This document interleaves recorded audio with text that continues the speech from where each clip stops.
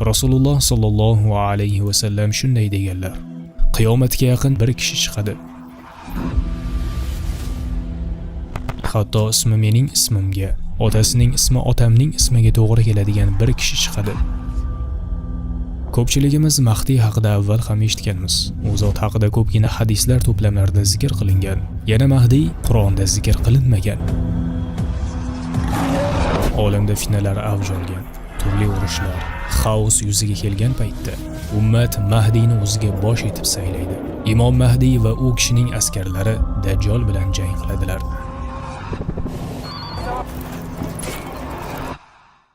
Tarixdan to bugungi kungacha o'zini Mahdi deb e'lon qilishga uringan kishilar bo'lgan. Ularga ko'ra Mahdi tug'ilib bo'lgan, istalgan joyda bo'lishi mumkin, biroq ommaning ko'zidan berkitilgan.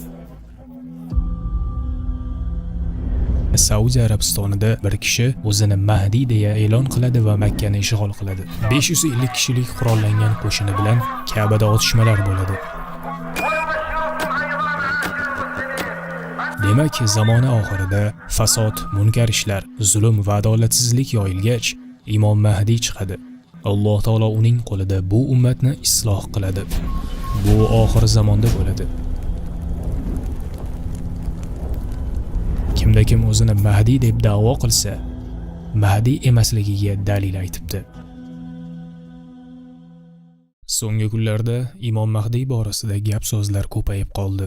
Bular orasida to'g'ri va noto'g'risini ajratib olish hamda shu masalada yetarlicha tasavvur hosil qilish ehtiyoji paydo bo'lgani bois, Allohning izni ila ushbu mavzuni baholi qudrat yoritishga urinamiz inshaalloh.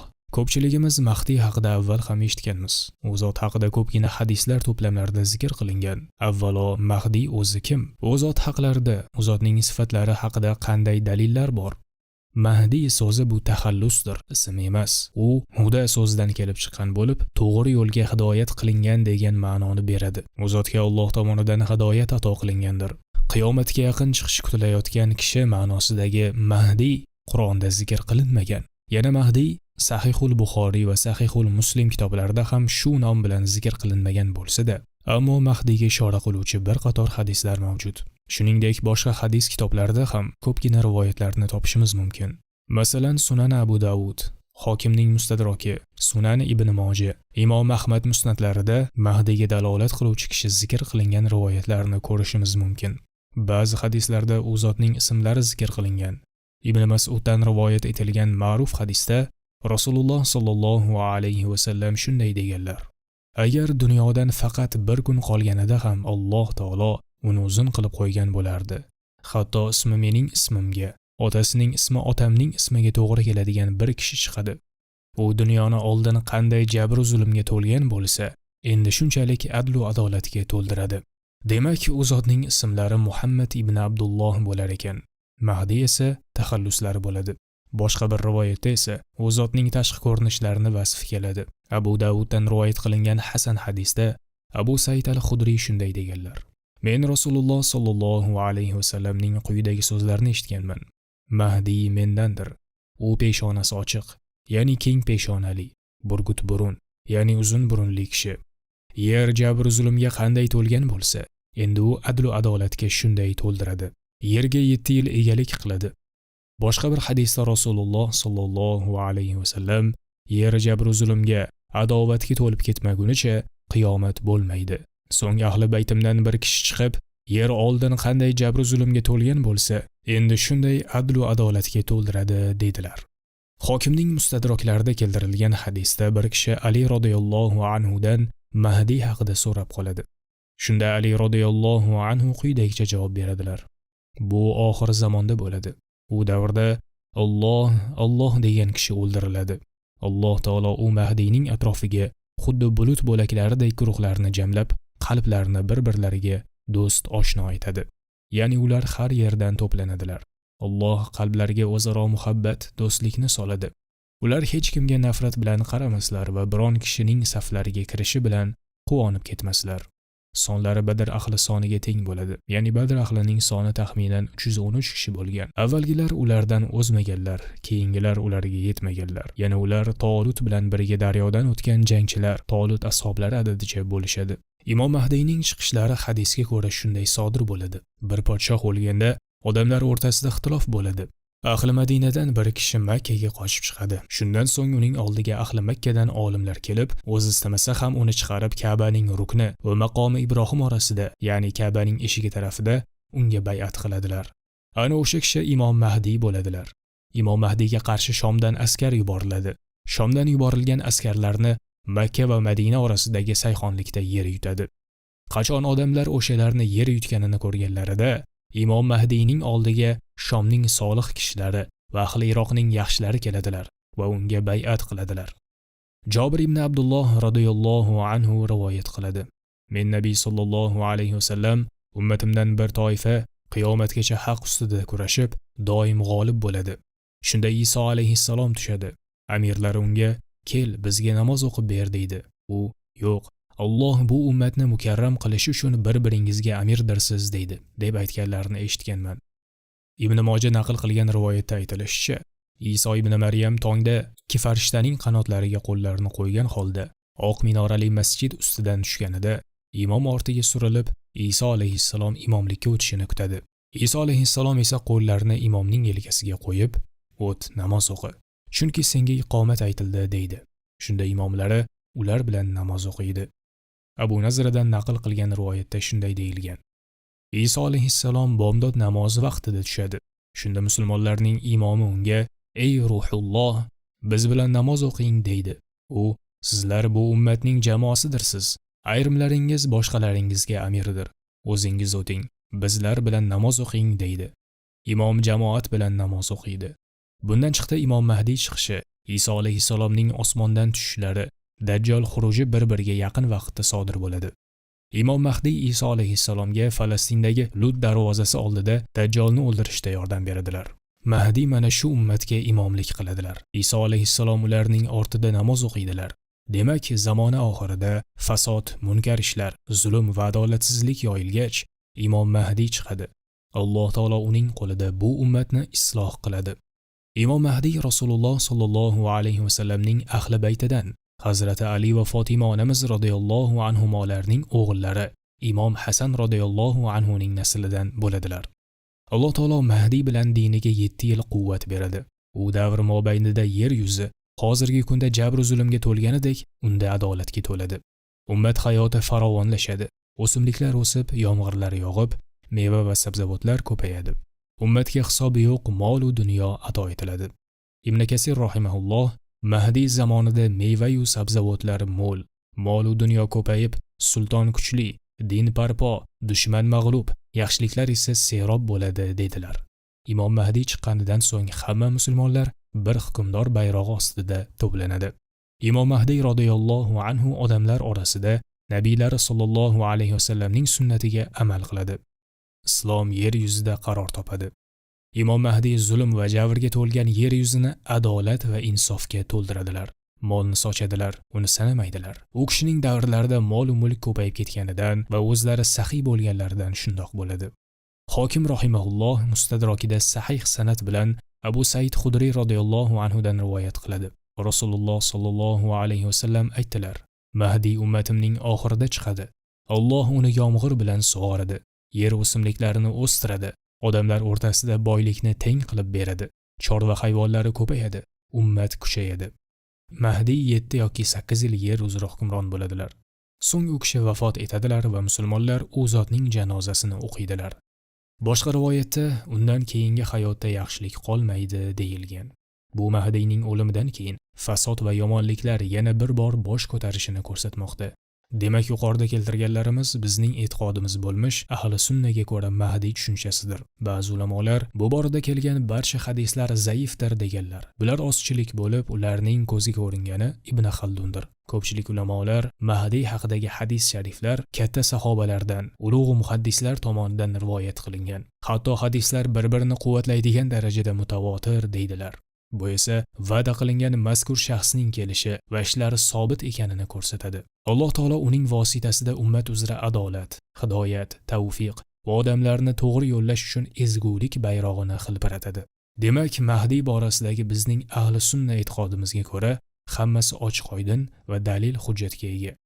Mahdiy hech qanday g'ayritabiiy kuchga ega, qanotlari bilan osmonda uchib yuruvchi kishi emas. U oddiy odam, Allohning solih bandasi, hech qanday g'aroyib super kuchga ega emas. U g'ayb ilmidan ham xabardor emas. Hech kim g'ayb ilmidan xabardor emas. G'ayb ilmi yolg'iz Allohga xosdir. Olamda fitnalar avj olgan, turli urushlar, xaos yuzaga kelgan paytda ummat Mahdiyni o'ziga bosh etib saylaydi. Imom Mahdiy va u kishining askarlari to Iso ibn Maryam tushgunlaricha Dajjol bilan jang qiladilar. U kishi Dajjolni o'ldirmaydilar. Ammo Iso alayhissalom tushgunlaricha musulmonlarni jamlaydilar. Iso alayhissalom tushganlaridan so'ng esa Dajjolni o'ldiradilar. Mana shu bizning ahli sunna e'tiqodi. Endi ahli sunnadan bo'lmagan boshqa guruh, shiyalarda Mahdiy borasida biroz boshqacharoq tasavvur bor. Ularga ko'ra Mahdiy tug'ilib bo'lgan. Ular uchun Mahdiy bu 12-imom Muhammad ibn Hasan askari bo'lib, uning Hasan radhiyallohu anhuning emas, Husayn ibn Ali radhiyallohu anhuning zurriyotidan ekanini gumon qilishadi. Ularning tasavvurida go'yo Muhammad ibn Hasan askari bundan 1000 yil ilgari 5 yoshida Samarroda yer ostidagi uylardan biri yer to'laga kirib ketgan va u hanuz o'sha joyda yashayapti, o'lmagan va zamoni oxirida chiqadi. Shiyalarning e'tiqodiga ko'ra Muhammad askari atrofimizda yursa-da, ko'zlarga ko'rinmasdir. Ustalgan joyda bo'lishi mumkin, biroq ommaning ko'zidan berkitilgan. U turli xil mo'jiza va karomatlar ko'rsatib, muhtojlarga yordam berarmish go'yo. U qandaydir g'ayritabiiy kuchga ega shaxs deb qaraladi. Ularning e'tiqodiga ko'ra hozir u o'zini yashirgan, ammo vaqti kelib o'zini oshkor qiladi, kashf etadi. Shiyalar aytayotgan bu gaplarning bironta dalili va hujjati yo'q, hamda uni inson aqli ko'tarmaydi. Bunday tasavvur Allohning odamzod hayotiga qo'ygan qonuniyatlariga ham ziddir. Bilaks Mahdiy oddiy inson bo'ladi. U hamma qatori onadan tug'iladi.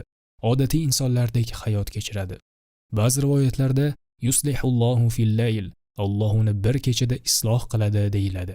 Ya'ni bundan ehtimol u yoshlik chog'ida oddiy omi xalq kabi bo'ladi, keyin vaqti kelganda Alloh uni hidoyat qilib solih inson qiladi degan ma'no kelib chiqishi mumkin.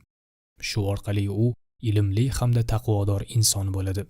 Ummat uni o'zining boshi bo'lishiga loyiq ko'radi. Biroq bu yerda yana e'tibor berishimiz lozim bo'lgan nuqta shuki, tarixdan to bugungi kungacha o'zini Mahdiy deb e'lon qilishga uringan kishilar bo'lgan. Misol uchun Abbosiylar asoschisi Abu Ja'far al-Mansur asl ismi Abdulloh bo'lgan.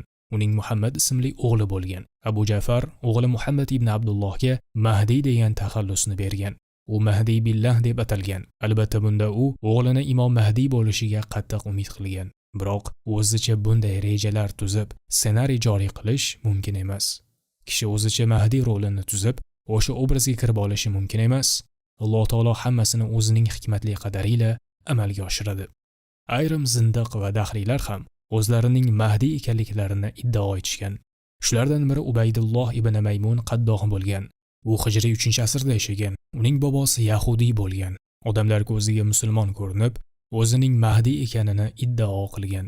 Natijada nufuz kengayib, zurriyotlari Marokash, Hijoz, Shom o'lkalarini bosib olgan. Ularning davrida islom g'arib bo'lgan. Ular din dushmanlaridir. O'zlari esa xudolikni da'vo qilgan. Yolg'ondan ahli baytga mansub bo'lish bilan o'zlarini himoya qilishgan. Aslida dahriy bo'lib, nufuzlari Alloh taolo Salohiddin Ayyubiy rahimahulloh vositasida ularni ag'darib, musulmonlarni ularning sharridan qutqarmaguncha davom etgan botiniy, rofiziy, qaromita sulolalari edi. Tarix davomida 40 dan ortiq kishi o'zini Mahdiy deya da'vo qilgan. 1979-yilda Saudiya Arabistonida Muhammad ibn Abdulloh al-Qahdoniy ismli kishi Juhayman al-Utaybi nomli bir kishi tomonidan Mahdiy deb e'lon qilinadi va Makkani ishg'ol etadi. 550 kishilik qurollangan qo'shini bilan Masjidul Haromni barcha eshiklarini yopib, qamal qiladi. O'sha yerdagi hojilarni asirga olib, mikrofon orqali o'zlarini Mahdiy ekanlarini e'lon qilishadi. Juhayman yuqorida zikr qilganimiz hadisdan iqtibos keltirib shunday deydi: Payg'ambarimiz sollallohu alayhi vasallam shunday deganlar: Mahdiyga Ka'baning rukni va maqomi Ibrohim orasida, ya'ni Ka'baning eshigi tarafida unga bay'at qiladilar. Mana u Ka'ba eshigi yonida turibdi, unga bay'at beringlar deyshadi. Ular Alloh o'zining ko'rinmas askarlarini yuborib, hamma dushmanlarni halok qiladi deb o'ylashadi. Ammo hadisni olib, uni o'zicha sahnalashtirish mumkin emas. Buning oqibatida yuzlab kishilar halok bo'lishadi, hojilar zarar ko'rishadi. 1000 yil deganda birinchi marta tavof to'xtab qoladi. 2 hafta hech kim Ka'bani ziyorat qila olmaydi. Ka'bada otishmalar bo'ladi. Oxir oqibat o'zini Mahdiy deb nomlab olgan kishi jangda halok bo'ladi. Uning ergashuvchilari javobgarlikka tortiladi. U kishi hech qanaqasiga Mahdiy emas albatta. Shariat bilan o'ynashish mumkin emas. men Mahdiyman deb da'vo qilish mumkin emas. Ulamolardan biri shunday degandi: kimda kim o'zini Mahdiy deb da'vo qilsa, Mahdiy emasligiga dalil aytibdi. Qaytaraman. Kimda kim o'zini Mahdiy deb da'vo qilsa, Mahdiy emasligiga dalil aytibdi. Sababi Mahdiy hech qachon o'zini Mahdiyman demaydi. Qiyomat alomatlari zohir bo'lganda, musulmonlar u kishini Mahdiy ekanliklarini aytishadi. Mas'uliyat og'irligini his qilib, o'zlari Mahdiy bo'lishni istamasalar ham, musulmonlar u kishiga bay'at beradilar. Demak, bugun o'zini Mahdiy deb e'lon qilgan, turli-tuman tushlar ko'rganini da'vo qilganlar hech qanaqasiga Mahdiy bo'lmaydilar. Kimda kim o'zini men Mahdiyman deb iddao qilsa, u hech qanaqasiga Mahdiy bo'lmaydi. Sababi Imom Mahdiy o'zlarini men Mahdiyman deb da'vo qilmaydilar hech qachon. Mahdiy solih, taqvodor kishi bo'ladi. U boshliqlikni da'vo qilmaydi, balki odamlar uni yaxshi ko'rishganidan, hurmat qilishganidan o'zlariga boshliq bo'lishni istashadi. Zolim hokimlar uni ta'qib qilishadi.